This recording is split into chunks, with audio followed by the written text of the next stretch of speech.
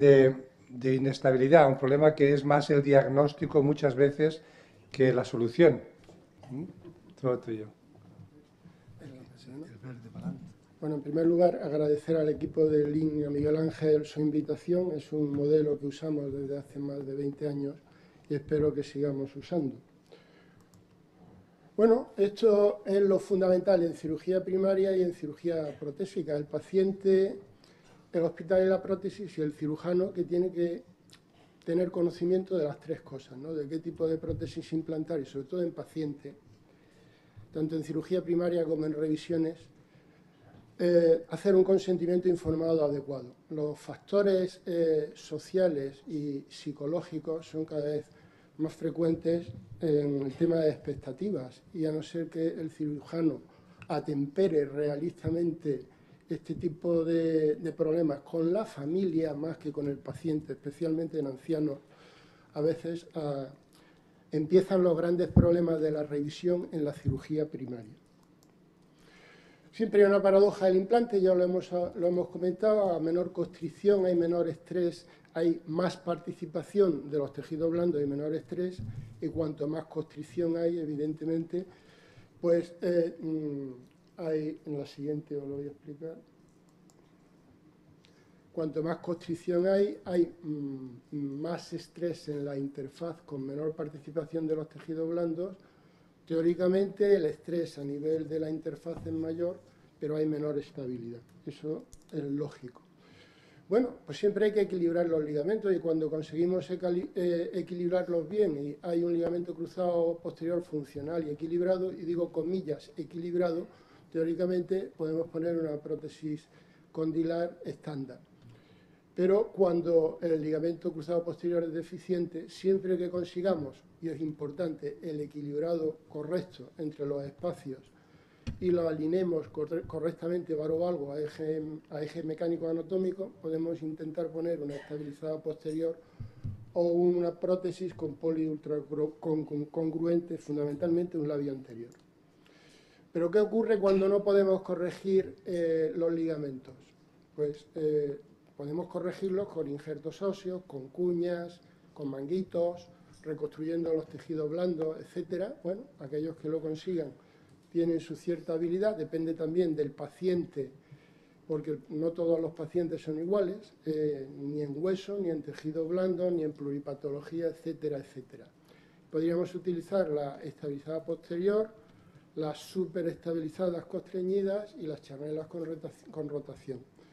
Pero cuando no es corregible, pues tendríamos que saltar a las charnelas con rotación puras o megaprótesis.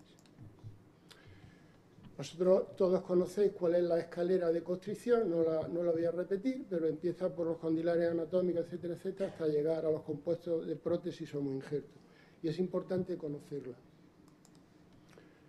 Por ejemplo, en las estabilizadas posteriores y en aquellas prótesis condilares con poste anterior es fundamental que haya una alineación en equilibrado ligamentoso correcto.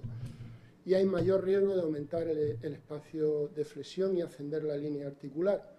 Por lo tanto, no controlan la inestabilidad varo-valgo, y esto es un punto que está en rojo porque lo voy a repetir 5 o 6 veces, sobre todo asociado a un espacio de flexión flojo o a un recurvatum con o sin hiperlasitud ligamentosa, que es un punto importante a la hora de indicar una prótesis. Puede producirse el desgaste, la rotura del poste, etcétera. Y otro tema importantísimo es el tema de la inclinación posterior del slope, como ha hablado alguien en inglés, que es fundamental. Mira, este es un paciente que tenía unas expectativas y las sigue teniendo muy altas en cirugía primaria y se le puso esta prótesis de alta flexión. Estáis viendo que tiene un recurvatum que previamente tenía un varo severo, pero también tenía este recurvatum ya previo antes de hacer la cirugía primaria. Tiene hiperlasitud, le duele la patela y tiene una inclinación del corte tibial posterior. Y una inestabilidad en flexión, que es bastante frecuente en cirugía primaria, si no se atiene uno a las reglas básicas de técnica quirúrgica. Esta es la revisión que hicimos, si veis, tiene una prótesis súper constreñida, ha mejorado el recurvatum, pero no es el adecuado, la alineación sagital no es la adecuada. La pregunta es, ¿este paciente y este tipo de prótesis hubiese sido la correcta o no, pensando en el futuro? Está asintomático, evidentemente. Estáis viendo la situación previa, inicial y la post. Es cierto que ha mejorado el eje en el plano sagital y en el anteroposterior. Hemos corregido la inclinación posterior de la línea, pero a este paciente teóricamente puede dar a largo o medio plazo otro problema de inestabilidad. Y este es el tema. Cuando hay una excesiva inclinación posterior del corte tibial, ¿no tiene flecha esto? No. Si estáis viendo el espacio en extensión, estoy exagerando, disminuye, pero el de flexión aumenta. De manera que en las situaciones de revisión, cuando son debido a inestabilidad, sí que sería conveniente corregir esta inclinación posterior. Es verdad que aumenta la flexión de la prótesis, pero a expensas de una inestabilidad posterior. Las prótesis condylales superconstreñidas están asociadas normalmente a vástago y modularidad, como ya lo habéis visto, y dan estabilidad en los planos sagital y coronal con 1 o 2 grados de rotación, entre comillas. La ventaja que tienen, teóricamente, es que con la flexión cambia el eje de rotación, mientras que en las charrelas con rotación no es así. El centro de rotación es el mismo, con lo cual, teóricamente, y en contra de lo que la clínica en nuestra experiencia nos dice, debería de aumentar el estrés tangencial en los vástagos. La realidad es que la evidencia pues, es bastante ausente. ¿Qué es inestabilidad? Pues la inestabilidad es la incapacidad de que cualquier modelo protésico dé estabilidad a las cargas a las que es sometido. ¿Y cuál es la etiología? Pues prácticamente hemos hablado todo de ello. La incompetencia ligamentosa preoperatoria, que la hay, sobre todo en el ligamento lateral interno, la intraoperatoria, que sería una lesión iatrógena, o la postoperatoria, exactamente igual que en las pérdidas óseas, pre, intra y post. Evidentemente, como en la cirugía primaria, si no somos capaces de alinear y equilibrar ligamentosamente los espacios y reconstruir las pérdidas óseas, pues necesitaremos más constricción, eso es evidente. También se produce inestabilidad cuando hay una atenuación o rotura progresiva de los ligamentos. Esto especialmente me refiero al ligamento cruzado posterior con las condylares. A veces hacemos unas resecciones altas para cortar en la tibia y nos llevamos un trozo de cruzado posterior importante que aparentemente es funcional, pero se rompe luego con el uso con cierta facilidad. Cuando la prótesis está desgastada o aflojada, cuando hay un fracaso mecánico puro y duro del polietileno, del poste de vástago, de la propia modularidad, o un compromiso del aparato extensor, que ya se ha hablado, pre o intraoperatorio, que tiene que ver con la rigidez previa y con el tipo de abordaje que hagamos, que también se ha comentado muy bien, por cierto. La fractura periprotésica preoperatoria o intraoperatoria, que ya tiene el paciente, que esto ocurre también. Hay fracturas periprotésicas, por ejemplo, cuando conservamos los ligamentos y ponemos una endomodel, si es una rodilla rígida, a veces tenemos serias dificultades. Si no es metiendo el periostotomo para que entre el poste, en este caso, pues yo creo que sí que habría que cortar los ligamentos, como dijo el otro día Alfonso. ¿Qué pacientes toleran peor la inestabilidad? Aquellos pacientes con edad avanzada, con atrofia y debilidad muscular, enfermedad poliarticular, pluripatologías sistémicas, cuádriceps débil y genus recurvatum, aunque le pongamos cualquier tipo de modelo de prótesis condylar. ¿Y qué constricción hay que poner? Pues depende de esto, de que seamos capaces de, si no somos capaces de reconstruir los defectos óseos, la rigidez de por sí nos exige una liberación ligamentosa tremenda, aún a pesar de hacer un abordaje ampliado. A veces, las rigideces normalmente, el tendón rotuliano está pegado y fibrosado anteriormente y hay que tener mucho cuidado para ir liberándolo distalmente para poder manejar bien los cortes y la implantación de la prótesis. Hay que liberar toda la corredera lateral de una forma importante, y aun a pesar de eso a veces hay que hacer una incisión corta para liberar el alerón externo, porque nosotros empezamos siempre por debajo de la mitad de la rótula para no tocar la vascularización. Las pérdidas ligamentosas, ya lo hemos dicho, si no somos capaces de reconstruirlas, pues automáticamente constricción, osteopenia, fracturas, enfermedades neuromusculares, importante, enfermedades neuromusculares, lesiones del aparato extensor, estoy hablando de polio 2, 3, etcétera, y algunas polineuropatías que afectan a los pacientes. La hiperlasitud y recurvatum también influyen muchísimo. Entonces, el algoritmo sería que aquellas personas que tienen una estabilidad severa y compleja, pues necesitan prótesis condilares súper constreñidas o charnelas. Con rotación, que ahora actualmente las hay sin mecanismo de antilusación, en el caso de la endomodel actualmente solo se comercializa, que yo sepa, con un mecanismo de antilusación. Antiguamente no, y las charnelas puras. ¿Y cuándo estaría indicado una charnela? Pues desde el punto de vista ligamentoso, cuando el cuádriceps no es funcionante, siempre. La charnela con rotación, si el cuádriceps funciona aceptablemente, puede ir bien, y las condilares súper constreñidas, el ligamento lateral interno tenía que ser funcional, es muy importante, porque las condilares constreñidas no toleran un ligamento lateral flojo, y habría que volver a las charnelas con rotación, y el resto pues ya lo conocéis todos. Otro caso, este es un paciente con un corte en varo, una inestabilidad posterior bastante sintomático, con dolor femoropatelar. Le pusimos una prótesis, a mí me gusta cementar, si es posible con vástagos cortos, porque efectivamente las rotacionales con cemento se pueden extraer sin hacer osteotomías, aunque excepcionalmente necesitan algún tipo de osteotomía.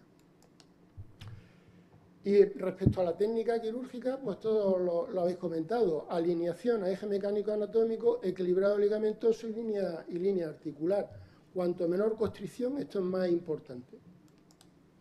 Las referencias, pues en una situación de revisión, si no hay epicóndilos, difícilmente nos podemos adaptar a ellos. Se puede utilizar la cabeza del peroné, la inserción del tendón rotuliano, y lo que es más importante, revisar las radiografías preoperatorias. Ahora utilizamos casi todo radiología digital, y puede irse uno a la cirugía previa de la cirugía primaria y en base a mediciones calcular la línea. Lo más frecuente que ocurre en las revisiones, habéis puesto un montón de radiografías, y en muchas de ellas pues es lo que ocurre, que la línea articular se eleva. Y al elevarse la línea articular, normalmente porque hay pérdidas óseas distales y en los cóndilos posteriores, porque en la tibia nadie le da importancia porque sube y baja. Pero bueno, esto es una prótesis antigua, una Miller Galante antediluviana, de mi época de joven, y se rompió, tenía una enfermedad de las partículas importante, como estáis viendo, y al final, al retirar la prótesis, estaba todo negro, había una osteolisis tremenda, como estáis viendo en la radiografía preoperatoria. Esta línea articular está elevada. Bueno, esta prótesis tolera muy bien todo, pero algún límite tendrá, alguna sobrecarga tendrá el polietileno, y alguna sobrecarga tendrá el casquillo, el bushing, y de hecho, si tú no tienes la prótesis bien alineada al eje mecánico o al anatómico, al que queráis, pues estás sobrecargando en cierta medida el mecanismo de flexión y de rotación, y estás forzando el desgaste del polietileno. Entonces, como ya os estoy diciendo, lo más frecuente, la inestabilidad en cirugía de revisión asociada a un aumento del espacio de flexión, recurvatum, lasitud del ligamento lateral interno e inclinación posterior del corte tibial. Esos 4 conceptos yo creo que los deberíais de llevar a casa, porque habría que tratar de evitarlos en la cirugía primaria. Esta es una paciente de 10 años, un paciente de 10 años. Veis que la rotacional también, el polietileno se afloja, que estáis viendo otra osteolisis severa en metáfisis tibial y en los cóndilos femorales. Este paciente lo vimos porque tuvo un proceso infeccioso urinario, hizo una infección hematógena, es un pluripatológico, etcétera, y lo abordamos en plan chapuza, como estáis viendo. Lo que hicimos fue, en un primer tiempo, liberar bien todo el tejido que había destruido, y en un segundo tiempo, una vez que la infección estuvo controlada, le pusimos este cemento, puesto que el paciente hacía una vida muy, muy sedentaria. Muchos de estos pacientes, cuando hablamos de encuestas de satisfacción, lo que se conforman es con levantarse, ir al servicio y andar con un andador 100 metros. Así las expectativas son maravillosas. Pero claro, hay que ajustar expectativas a la función real del paciente. Entonces, si lo que vamos es a satisfacer a los pacientes, pues está bien, pero hasta cierto punto. Esta es otra inestabilidad, como estáis viendo, con una inclinación de un slope posterior. También tenía, como estáis viendo, una apertura del espacio externo, y la solucionamos con una endomodel. En cuanto a la articulación femoropatelar, ya se ha comentado perfectamente, de manera que no voy a hablar mucho de ella porque vamos justos de tiempo. Vástagos intramodulares, cortos y largos, cementados prefix, deformidades fisarias, fémur y tibia. Ya hemos hablado de la opción del offset. A veces no es tan fácil porque los canales son muy estrechos, y entonces determinadas casas comerciales, los offsets, van aumentando a medida que aumenta el tamaño. Y entonces te dicen, no, ponlo más chico. Sí, sí, lo pones más chico el componente tibial. En este caso lo estáis viendo, todos los temas que ha comentado el compañero. El componente está echado para adelante. La rótula sufre, pero también tiene la ventaja de cuando doblas, el espacio de flexión es más grande. Va bien para una rigidez, pero la posibilidad de distracción a nivel del mecanismo de antilusación es mayor, con lo cual puede haber algún tipo de rotura o de desgaste, que afortunadamente no hemos tenido nada que ver. Y eso tiene que ver, como estáis viendo, con los vástagos. Esta prótesis que estáis viendo, el vástago está fuera, lleva 23 años funcionando. El paciente no se ha revisado. Esta prótesis aguanta, pero el punto es, ¿por qué aguanta? Porque el señor tiene una vida muy, muy limitada. Prácticamente no la sobrecarga. Entonces, cuando hablamos muchas veces, no tenemos en cuenta todos los factores sobre el resultado. Pero hay que evitar tanto el vástago en flexión como en extensión, porque a la larga lo que repercute es sobre el mecanismo de antilusación y el polietileno. Y en conclusión, hay que diagnosticar el grado de inestabilidad real o potencial pre- o intraoperatoriamente, y yo creo que según la escala de constricción, siempre que habría, y después de muchos años de ejercicio, siempre habría que escoger el implante menos constreñido, sobre todo si el paciente es joven. El paciente mayor lo que quiere es estabilidad. Da igual que si tiene 75, 80 años, no se lo tiene que plantear mucho en función de la pluripatología, pero en paciente joven hay que pensar en el recambio. Elegir el implante en función del hospital y de la experiencia del cirujano, eso está claro, y siempre es prudente tener disponibles implantes constreñidos en el quirófano. Gracias.